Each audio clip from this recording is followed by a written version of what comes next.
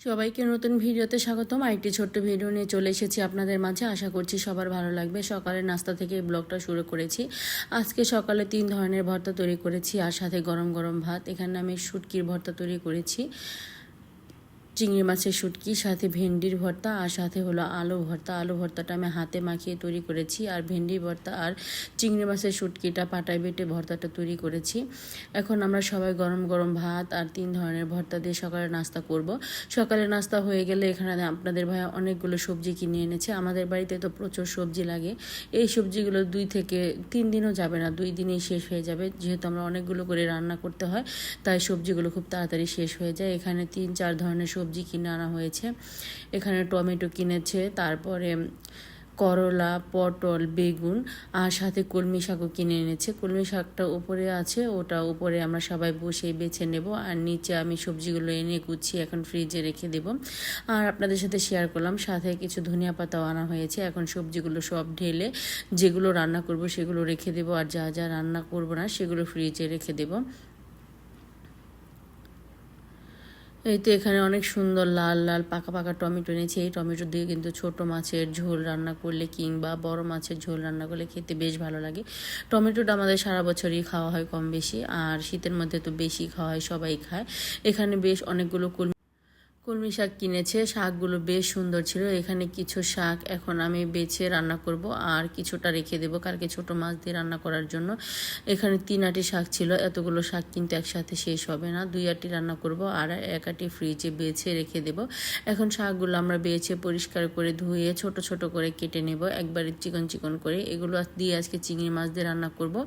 এই তো শাকটা সব গুছিয়ে নিচে চলে এসেছি। এখন মাছগুলো ভিজিয়ে নিচ্ছি। আজকে আমি পাঙাশ মাছ রান্না করব বেগুন দিয়ে, আর সাথে কলমি শাক ভাজি করব ছোট ছোট চিংড়ি মাছ দিয়ে। আজকে এই 2টা তরকারি রান্না করব। সকালে ভর্তা তৈরি করেছিলাম, সেখানে থেকে কিছুটা ভর্তা রয়ে গিয়েছে, তাই আজকে আর বেশি তরকারি রান্না করব না। যেহেতু ভর্তা রয়ে গেছে, 2টা তরকারি রান্না করলেই হয়ে যাবে। আর বাসায় এখন লোক সংখ্যা কম।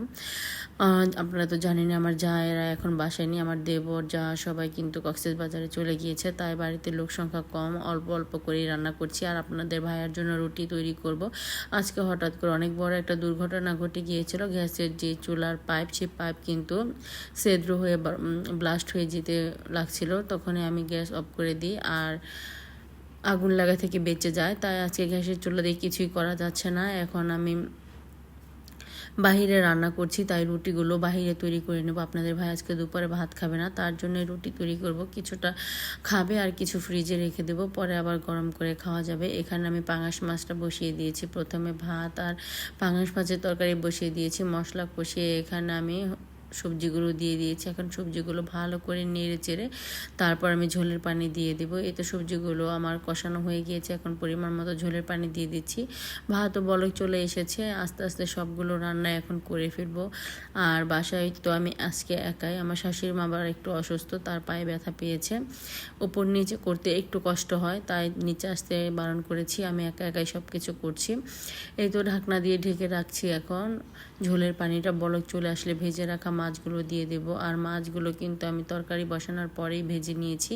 এক পাশে ভাত হয়ে গিয়েছে, তরকারিটা পাশের চুলায় বসিয়ে দিয়ে তারপরে এখানে আমি মাছগুলো ভেজে নিচ্ছি। মাছগুলো ভাজা হয়ে গেলে ঝোলের পানি বরক চলে আসলে সেখানে মাছগুলো দিয়ে দেব। আর আজকে পেটি গাদার মিলানোই ছিল। এই মাছটা ফ্রিজে ছিল, আমরা জানতাম না। হঠাৎ করে মাছটা সব কিছু খুঁজতে খুঁজতে এই মাছগুলো পেয়ে গিয়েছিলাম, তাই এই মাছটাই আজকে রান্না করে ফেলছি। ফ্রিজে অনেক দিন মাছ হয়ে গেলে কিন্তু বেশি ভালো লাগে না, তাই আগে সবগুলো মাছ শেষ করে তারপর নতুন করে মাছ আনা হবে। সবগুলো মাছ ছোট বড় যেগুলো আছে সব খাওয়া শেষ। আজকের এই মাছগুলো রান্না করলেই শেষ হয়ে যাবে, কালকে আবার বাজার করে হয়তো বা রান্না করতে হবে। এইভাবে আমরা সবসময় করে থাকি। এখানে বেশ অনেকগুলো আটা আমি মেখে নিয়েছি। এখন একটা একটা করে রুটি তৈরি করে নিচ্ছি। রুটি তৈরি করব আর এখানে বসে বসে ভেজে নেব। এই তো মাছের তরকারিটা প্রায় হয়ে এসেছে। এখন এর মধ্যে পরিমাণ মতো ধনিয়া পাতা দিয়ে আর একটু জাল দিয়ে নামিয়ে নেব। আর পাশের চুলা কিন্তু আমি রুটিগুলো ভেজে নিচ্ছি। আমি আজকে ছোট ছোট করে এই রুটিগুলো বানিয়ে নিয়েছি। এই রুটিগুলো বানিয়ে তারপর আবার এখানে শাক রান্না করব। দুইটা চুলা পাশাপাশি রান্না করলে কিন্তু খুব তাড়াতাড়ি রান্না হয়ে যায়। রুটিগুলো বানানো শেষ হয়ে গিয়েছে, আর আমি পেঁয়াজ কাঁচামরিচ তেলের মধ্যে ভালো করে ভেজে নিয়েছি। এখন হলুদ, মরিচ, ধনিয়া, আদা, রসুন সব কিছু দিয়ে মশলাটা কষিয়ে নেব। আমি সাথে চিংড়ি মাছও দিয়ে দিয়েছিলাম তেলের সাথে, পেঁয়াজের সাথে।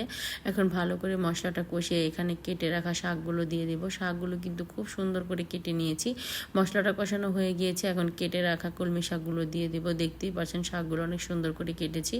আর কলমি শাক এভাবে চিংড়ি দিয়ে রান্না করলেও অনেক বেশি ভালো লাগে, শুধু শুধু ভাজি করলেও ভালো লাগে। কলমি শাক আমার কাছে এমনিতে অনেক প্রিয়, যেভাবেই রান্না করি না কেন খেতে খুব ভালো লাগে। আবার ছোট মাছ দিয়ে কিন্তু হালকা গামাখা ঝোল করে রান্না করলেও খেতে বেশ ভালো লাগে। আগামীকাল আপনাদের সাথে শেয়ার করার চেষ্টা করব কলমি শাক দিয়ে ছোট মাছ কিভাবে রান্না করলাম, যদি পারি তাহলে শেয়ার করব।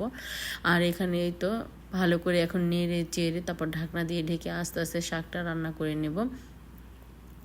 এই তো আমার শাক রান্না অলমোস্ট শেষ, একেবারেই হয়ে গিয়েছে। এখন নামিয়ে নেব। আর রান্নাবান্না প্রায় শেষের পথে, সব কিছু রান্নাবান্না শেষ। এখন সব কিছু উপরে নিয়ে চলে যাব। আর নিচে হাঁড়ি পাতিল যেগুলো ছিল সাথে সাথে আমরা ধুয়ে ফেলি। সাথে সাথে পরিষ্কার করলে কাজ কিন্তু বাড়ে না।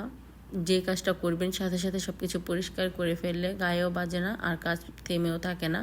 এই তো রান্নাবান্না শেষ, সব কিছু উপরে নিয়ে চলে এসেছি। এখানে ভাত, তারপরে কলমি শাক ভাজি, আর সাথে হলো পাঙাশ মাছ, বেগুন, আলুর ঝোল। এই আজকে দুপুরের রান্নাবান্না আমাদের। এই রান্নাগুলোই দুপুরে সবাই খাবার খাবে। আজকে এ পর্যন্তই। আল্লাহ হাফিজ, আসসালামু আলাইকুম।